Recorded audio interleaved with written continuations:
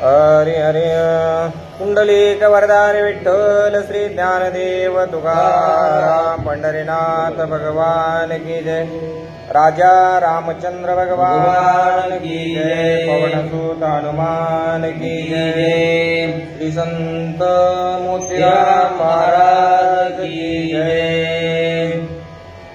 हरि हरि श्री गणेशाय नमः। श्री रामचंद्राय नमः। मार्कंडेय मोद्गल्या उत्तम कात्यायन जाबाली गौतम कश्यप वामदेव परम पवित्र नामे जयांचे।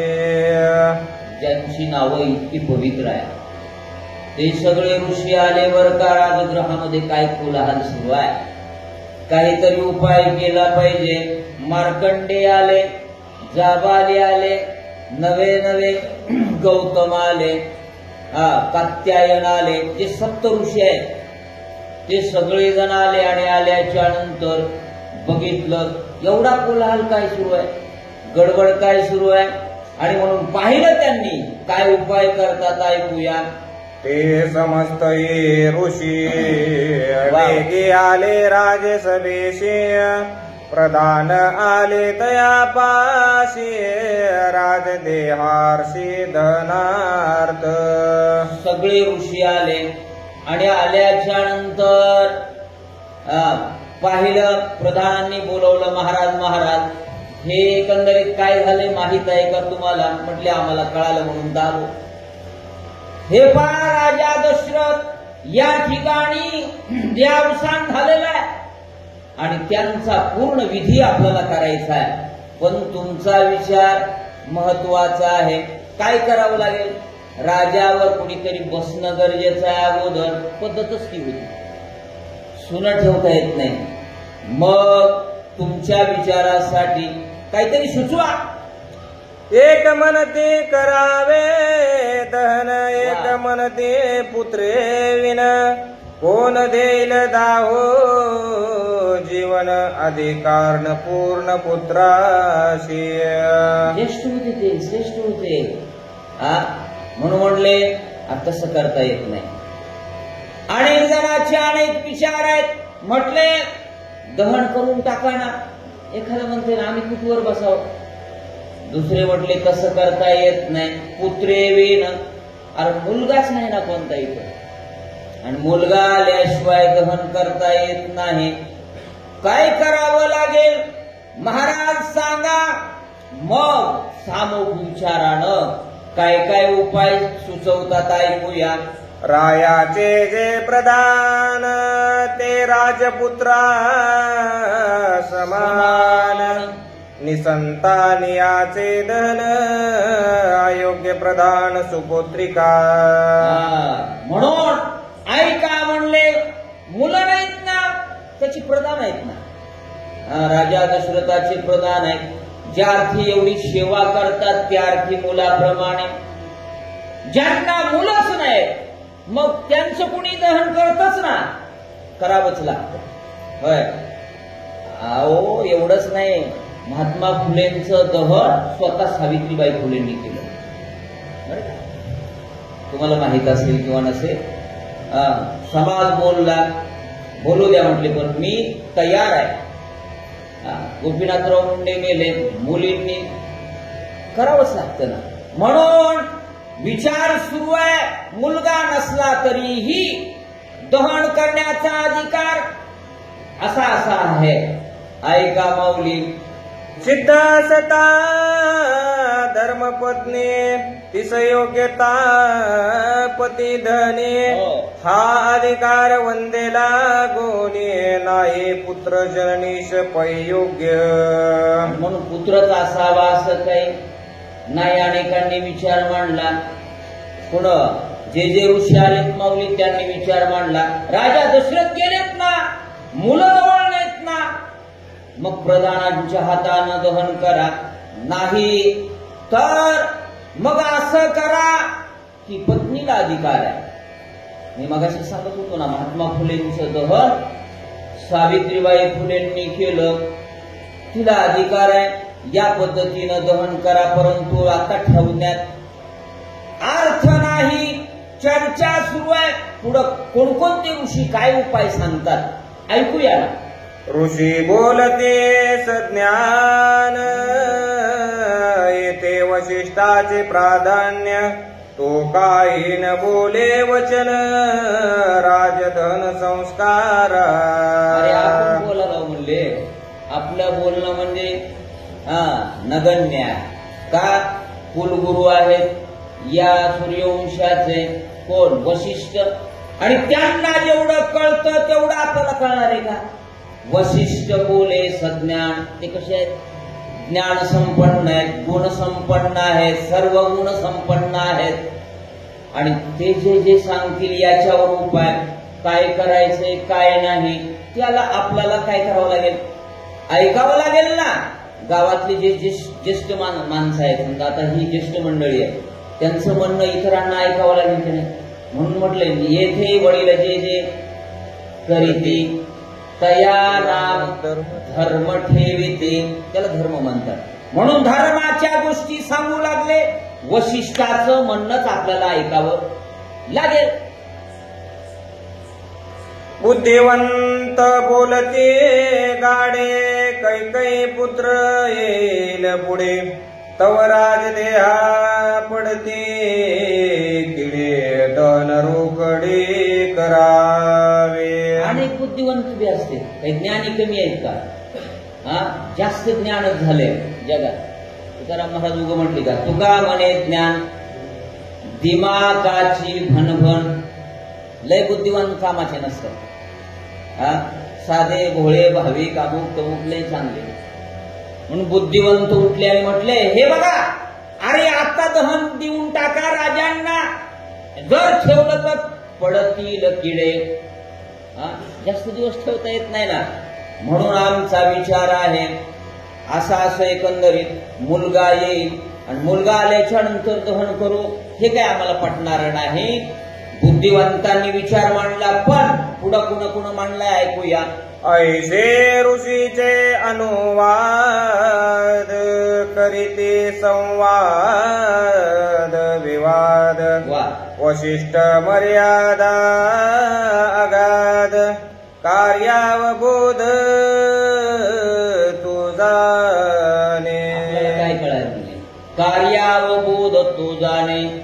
हे कार्य कसं करायचंय काय नाही, दहन करायचंय का तेल दोरणामध्ये ठेवायचंय, वशिष्ठ जाणे.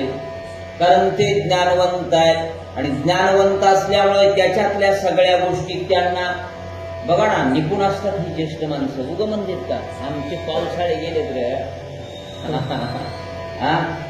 एवढा अनुभव घेऊन घेऊन पांडे झालेत आमचे, आपण काळे करालो हे करीत नाहीत. हे नैसर्गिक माणसं आहेत.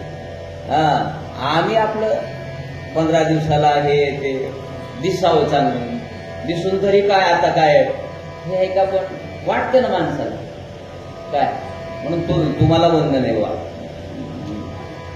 अनेक जणांनी सांगितलं या पद्धतीनं चला, पण वशिष्ठ सांगतील ते आपण ऐकूया. काय काय ऐकतात ऐका. जाणे कर्म धर्म ज्ञान, जाणे वेदशास्त्र विधान, जाणे ब्रह्म समाधान, त्या समान आन नाही. तो सगळं जाणणार आहे, धर्म जाणणार आहे, ज्ञान त्यांच्याकडे, कर्म काय काय करावे लागतात कुणाला माहित आहे. होय, वशिष्ठांना माहित आहे. वेदातल्या सगळ्या गोष्टी त्यांना माहित आहेत, सगळा विधी त्यांना माहित आहे. ज्येष्ठांना सगळा विधी माहित आहे. म्हणून ते याच्यामध्ये निपुण असल्यामुळं आपलं बोलणं काही योग्य नाही, ते ठरवतील ते आपण ऐकूया. असा विचार पुढा आला महाराजांनी. पुढे आल्याच्या नंतर काय करतात पुढे ऐकूया. जयाच्या वचनासाठी सूर्यमंडळी तपे छाटे, त्याचे ज्ञानाचे अगाध गोष्टी, तुझ्या सृष्टी असे ना. ज्ञान होतं म्हटले. जयाच्या ज्ञानाची थाटी सूर्यमंडळ, सूर्य थांबवण्याची ताकद. काय ज्ञान असेल होय तुरे काका? आपल्याला थोडे येतं तर आपण घुटुटी आहे. इतका ज्ञानवंत, सूर्य थांबवण्याची ताकद, प्रत्येक वेदाचा, ऋचांचा, अभंगाचा सगळा अर्थ कळणारे सूर्यवंशाचे सद्गुरू आहेत ते. काय एवढी सत्ता त्यांची आहे. मी बोलविल्या वेदू बोले, मी चालविल्या सूर्य चाले, मी हलविल्या प्राणू हाले, जो जगाते. एवढी सत्ता आहे त्यांच्याकडे. काय करता येत नाही. सूर्य थांबवायचा आहे, चालवायचा आहे, एवढी सत्ता असणारे ते निर्णय घेतील. ऐका, तेने वशिष्ठे येऊन आपण तैल द्रोणीत राजा घालून, जेने देह निर्विकार जाण केले रक्षण अति यत्ने. ते सद्गुरू आहेत, ते विवेक संपन्न आहेत. आले महाराज वशिष्ठ आल्याच्या नंतर त्यांनी ठरवलं की मुलं नाहीत. भरत तिकडे आहेत, रामचंद्र प्रभू वनवासाला गेलेत. म्हणून राजाचं दहन करता येत नाही. राजगादी सुनी आहे ना, राज्यावर कोणीतरी बसलं पाहिजे, हा विचार वशिष्ठांचा आहे. मोठा एकंदरीत काय आणलं, तेल द्रोण आणला आणि आणल्याच्या नंतर त्याच्यामध्ये म्हणजे किती दिवस राहतो. आपण मालिकेत बघितलं ना तुम्ही, राजा दशरथाला ठेवलेलं, आणि ठेवल्याच्या नंतर कुठलीच बाधा निर्माण होत नाही. ठेवलं असा एकंदरीत उपाय कोण केला? वशिष्ठांनी केला. महाराजांनी काय केला आहे का? शीघ्र भरताचे आगमन, तदर्थी सुमंत अति सज्ञान, वशिष्ठी देवोनी सन्मान, त्वरे प्रयाण करवित. तेल द्रोणामध्ये राजाला ठेवलेला. वशिष्ठ काय करतील आता पुढच्या अध्यायामध्ये? सुमंताला बोलून घेतील. जामले युधाजित, जो भरताचा मामा आहे तिकडे गेलाय तो भरत, आणि त्याला बोलून घ्या. तोपर्यंत आता राजाचं दहन करायचं कारण नाही. सुमंताला बोलून घेतलं. रथ जे जे काही करता येईल लवकरात लवकर जा, भरताला घेऊन या. सुमंता तू आयेची काळे, तू आप्त एक राया जवळे, भरता नावा तत्काळे, माया मातुळी जो आहे. कुठे भरत? माया मातुळी मामाच्या गावाला गेलाय, आणि मामाच्या गावाला गेल्याच्या नंतर त्या भरताला तूच आता सकाळ सुमंता लवकर हे काम करू शकतोस तू, आता थांबू नको. पहिली हीच निरोप द्यायची ना. पहिले मोबाईल होते का, वाद हवा पाठवायचे, जा बाबा ह्या गावात. जवळजवळ सोयरे असायचे, फार लांब नसायचे. आणि सांगितल्याच्या नंतर मग सगळे पाहुणे जमा झाल्याच्या नंतर विधी केला जायचा. तसा तू लवकरात लवकर जा, राजाचा जवळचा आहे, भरताला घेऊन ये. शीघ्र बैसोनिया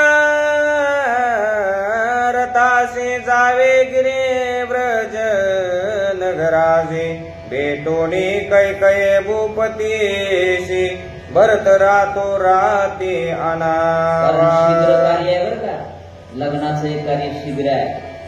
आणि मृत्यूचं कार्य सुद्धा जास्त वेळ ठेवता येत नाही. मुहूर्तावर लग्न जसे करावे लागतात तसं हेही कार्य महत्वाचं आहे. शीघ्र जावोनी रातोराती, थांबू नको कुठं, रातोरात जा. आणि रातोरात जाऊन तो युधाजित ज्या ठिकाणी आहे त्याची राजधानी आहे तिथंच भरत गेलाय. त्यांना हा निरोप एकाएकी सांगता येत नाही. होय, तरुणाला जर सांगितलं तुमचा वडील गेला किती दुःख होईल. काही गोष्टी पुन्हा पुन्हा सांगाव्या लागतात. तिथं जा, त्या राजाला सांग अगोदर. राजाला सांगितल्याच्या नंतर ते मग त्याच्या परीनं भरताला सांगेल आणि भरताला घेऊन या. करोनी वशिष्ठाशी नमन, सुमंते शीघ्र केले गमन मार्गी आठविता श्रीरामाचे गुण करे रुदन पुन्हा पुन्हा. हनुमंतांनी ऐकलं बरं का वशिष्ठांचं म्हणणं आणि शीघ्र रथ तयार केला. जात असताना माय पुन्हा पुन्हा एकंदरीत त्याला आठवू लागलं. कुणाचे गुण? रामाचे गुण. चांगला जो असतो त्याचे गुण आठवतात. तुम्ही काम आता कापूस याचायचा, कापूस याचे अभंग आठवतात ना. अभंग आठवणाराला जे कार्य दररोज करायचं ना ते आठवतं. चांगली चांगली कामं आठवतात. आठवू लागलं बर का. डोळ्यातून अश्रू येऊ लागले सुमंताच्या. का? या रामाला का म्हणून वनाला पाठवलं. रडू लागले जात असताना. काय झालाय का? श्रीरामाचे रूप गुण आठविता विरह पूर्ण एका जनार्दना शरण पुढील निरूपण अवतार. अध्यायाला सांगता करत असताना म्हणतात आता सुमन चाले, परंतु सुमन जात असताना रथामध्ये बसले, रथ चालवायलेत आणि हे चालवत श्रीरामाचे आठविता गुण. माझा राम कसा किती ज्ञानवंत गुणवंत शेवेधारी, बापाचं वचन न मोडणारा, बापाचं एकंदरीत वचनासाठी वनाला जाणारा, कैकेयीला अपशब्द न बोलणारा, सख्या आईला तर बोलेल एखादा नाही बोलेल पण सावत्राईला अपशब्द न बोलणारा माझा राम वनाला गेला. मूर्छित अवस्था येऊ लागली, रडू लागले एकंदरीत. परंतु कार्यही करायचंय. आणि या ठिकाणी या अध्यायाची सांगताना महाराज करू लागले. पुढच्या अध्यायामध्ये काय काय होतं ऐकूया. स्वस्ति श्री भावार्थ रामायणे अयोध्याकांडे एकाकार टीकायां दशरथ प्राणोत्क्रमणं नाम दशमोऽध्याय. पुंडलीक वरदे विठ्ठल ज्ञानदेव तुकाराम पंढरीनाथ हरी.